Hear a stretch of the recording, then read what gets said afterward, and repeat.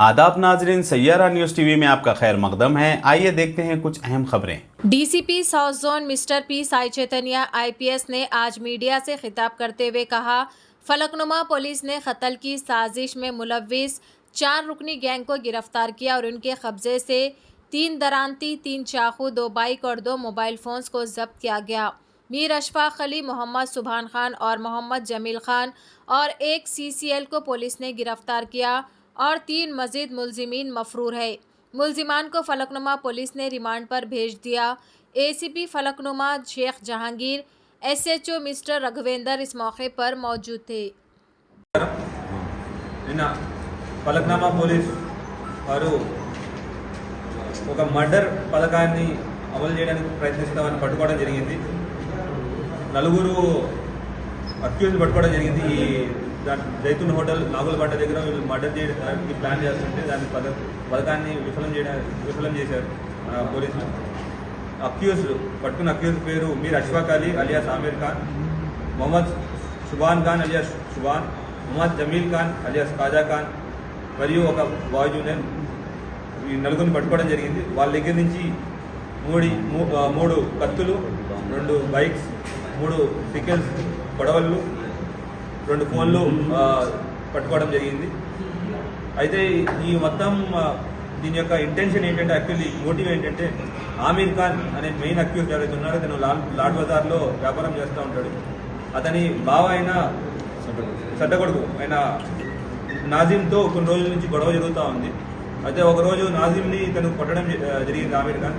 దాంతో నాజిమ్ ఇతని గురించి చెడు ప్రచారం చేస్తున్నాడు బయట.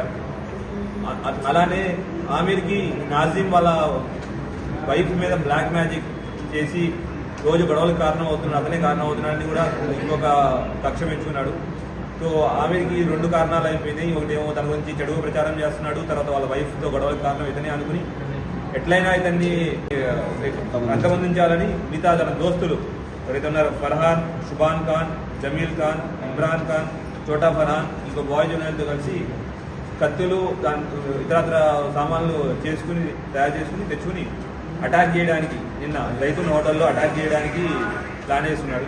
అయితే మాకు ముందే ఇన్ఫర్మేషన్ రావడం, ఆ క్రైమ్ టీమ్ అక్కడ యాక్టివ్గా ఉండడం, ఇవన్నీ చేయడం వల్ల వాళ్ళని జైతూన్ హోటల్లో మేము కాపు కాసి వాళ్ళు రాగానే వాళ్ళని అందరిని పట్టుకోవడం, వాళ్ళ దగ్గర ఉన్న ఇటువంటి సామాగ్రి అంతా ఇమీడియట్గా సీజ్ చేయడం జరిగింది. వీళ్ళందరిపైన crime number 175/23 under sections 120B, 149 read with 511 IPC మరియు 25(1A) ఆర్మ్స్ యాక్ట్లో కూడా కేసు పెట్టడం జరిగింది. ఇప్పుడు వీళ్ళని జ్యుడిషియల్ కస్టడీకి రిమాండ్ చేయడం జరుగుతుంది.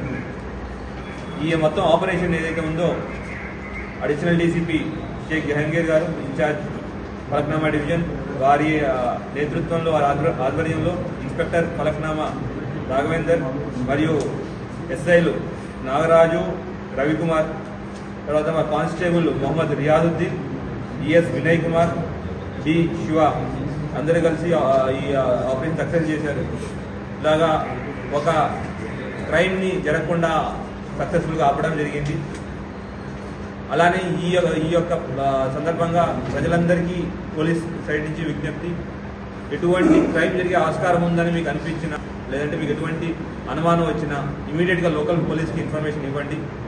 దానివల్ల మేము దాని నుంచి స్టడీ చేసి దాన్ని ఆపడానికి మీరు దాన్ని ఆపగలిగితే మీరందరూ ఒక క్రైమ్ నివారణ చేయడంలో భాగస్వాములు కాగలుగుతారు.